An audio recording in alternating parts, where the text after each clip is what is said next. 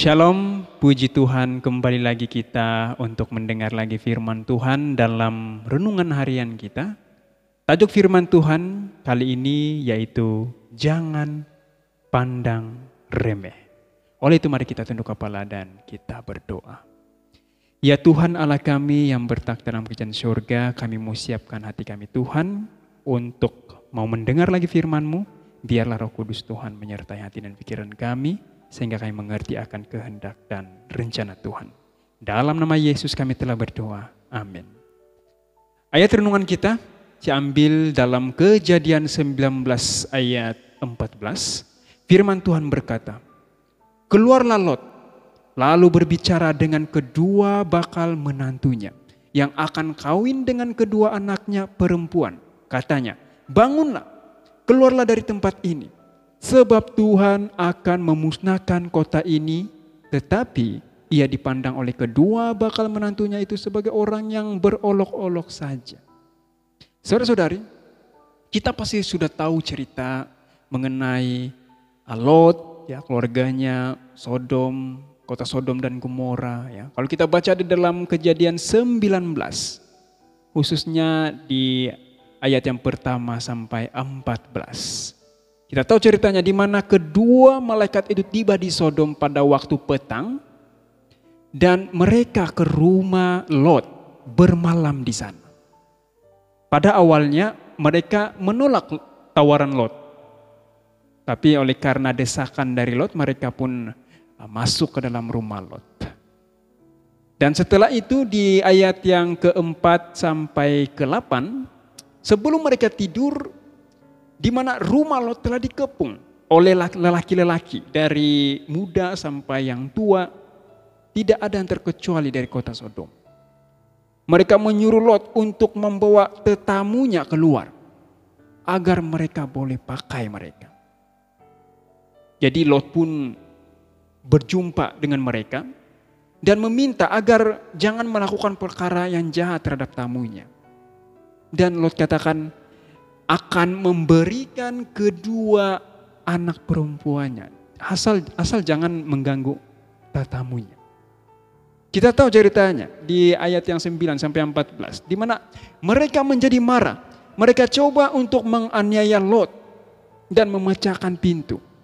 Tetapi kedua orang itu, tetamu itu, mengulur tangan dan menarik Lot masuk ke dalam rumah. Dan menutup pintu dan membutakan mata orang yang berada di luar. Sehingga orang yang berada di luar itu tidak dapat mencari pintu itu. Karena sudah dibutakan. Kedua orang itu memberitahu Lot agar membawa kaumnya keluar dari kota Sodom segera. Karena Tuhan telah mengutus mereka untuk memusnahkan kota tersebut. Lot berjumpa dengan bakal menantunya untuk mengatakan hal ini. Tetapi malah dia diejek. Saudara-saudari, Lot mengulangi kata-kata malaikat itu. Dan dia berkata, bangunlah keluar dari tempat ini. Dia berkata kepada bakal menantunya, bangunlah keluar dari tempat ini. Sebab Tuhan akan memusnahkan kota ini. Tetapi apa yang terjadi saudara-saudari?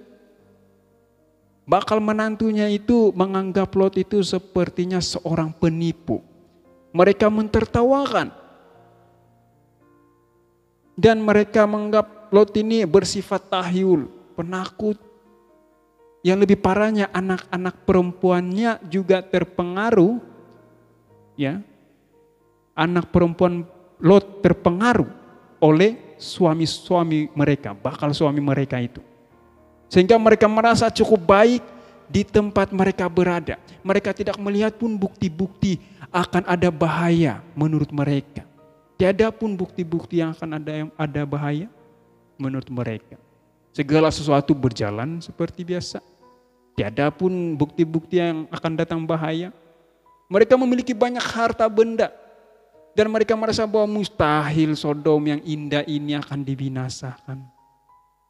Saudara-saudari, nama Sodom dan Gomora bukanlah nama asal bagi kota-kota yang telah dibinasakan oleh Tuhan dalam Kejadian 19. Sodom adalah perkataan yang berasal daripada perkataan Ibrani, yaitu Esdom, yang bermaksud terbakar. Manakala Gomora pula berasal daripada perkataan Ibrani Amora yang bermaksud sisa runtuhan bangunan. Jadi nama-nama ini seolah-olah diberikan selepas ia telah dibinasakan dan bukanlah nama asalnya. Nah, saudara-saudari, apa dosa-dosa yang telah dilakukan oleh orang-orang Sodom dan Gomora sehingga Tuhan murka dan mau membinasakan kota itu? Apa kira-kira dosa Sodom dan Gomora? Kalau kita baca dalam keseluruhan Kejadian 19 bahkan sebelumnya, di mana mereka punya dosa itu berpesta pora, kemewahan, kesombongan, kemalasan, kekayaan, pemanjaan akan nafsu berahi, mabuk-mabuk. Nafsu yang paling jahat dan paling kejam merajalela tidak terkendalikan. Tetapi yang paling parahnya, orang banyak menghina Allah dan hukumnya. Itu sebab Tuhan mau membinasakan kota tersebut. Saudara-saudari, perbuatan yang sama juga berlaku pada zaman kita. Bahkan cepat bertambah memenuhi bumi. Walaupun Allah panjang sabar terhadap kejahatan manusia, namun hukuman mereka adalah pasti.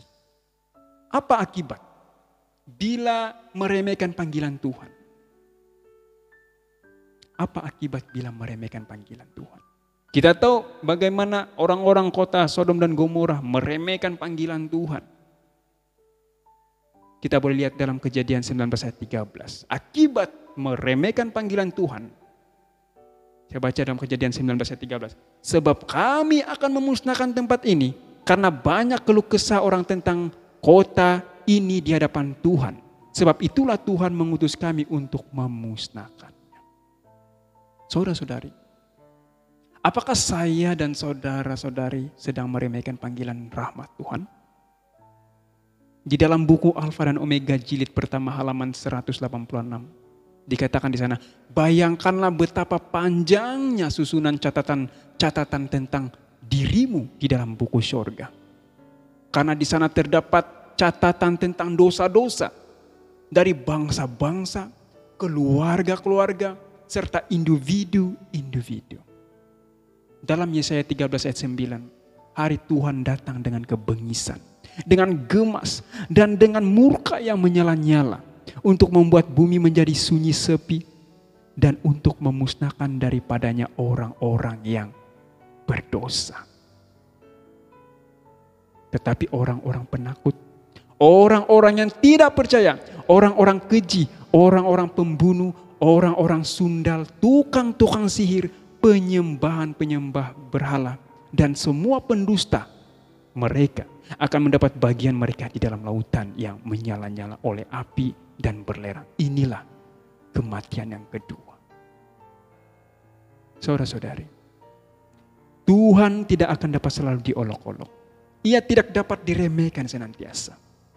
Walaupun sebahagian besar daripada penduduk dunia ini akan menolak rahmat Allah dan akan dilanda oleh kehancuran yang cepat dan tidak dapat dielakkan. Tetapi mereka yang memperhatikan amaran itu akan tinggal di tempat perlindungan yang maha kuasa. Saya ulang, tetapi mereka yang memperhatikan amaran itu akan tinggal di tempat perlindungan yang maha kuasa. Saudara-saudari, apa kesimpulan? Apa aplikasi yang boleh kita ambil melalui kisah kota Sodom dan Gomora? Dalam 1 Korintus 5 ayat 11, jangan bergaul dengan orang yang sekalipun menyebut dirinya saudara adalah orang cabul, kikir, penyembah berhala, pemfitnah, pemabuk, atau penipu. Dengan orang yang demikian janganlah kamu sesekali makan bersama-sama. Dalam Lukas 21 ayat 34, jagalah dirimu supaya hatimu jangan syarat oleh pesta pora dan kemabukan serta kepentingan-kepentingan duniawi. Dan supaya hari Tuhan jangan dengan tiba-tiba jatuh ke atas dirimu seperti suatu jerat. Saudara-saudari, Tuhan mengasihi orang-orang berdosa, tetapi Dia tidak dapat menerima dosa-dosa manusia. Namun Dia tetap kasih dan adil segala hukumannya. Ingat, jangan sampai seperti istri Lot yang menoleh ke belakang. Dan jangan juga seperti bakal menantu-menantu Lot yang meremehkan amaran Tuhan.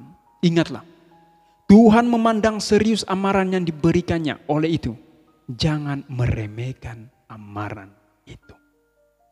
Demikian renungan kita pada kali ini yang boleh kita bawa dan terapkan di dalam kehidupan kita untuk kita bersiap sedia, berjaga-jaga dan berdoa menantikan kedatangan Tuhan yang tidak lama lagi. Mari kita tunduk kepala kita satu dalam doa. Ya Tuhan Allah kami yang bertakhta dalam kerajaan surga, terima kasih firman yang telah kami dengar menegur kami secara pribadi bahwa agar kami tidak memandang remeh akan panggilan Tuhan, amaran-amaran Tuhan. Dan biarlah firman ini akan membawa kami untuk lebih bersiap sedia, berjaga-jaga dan berdoa. Karena kami tidak tahu bila mana Tuhan akan datang. Tetapi tegurlah kami Tuhan, agar kami boleh memperbaiki hidup kami. Ampunilah dosa kami. Dalam nama Yesus kami telah berdoa.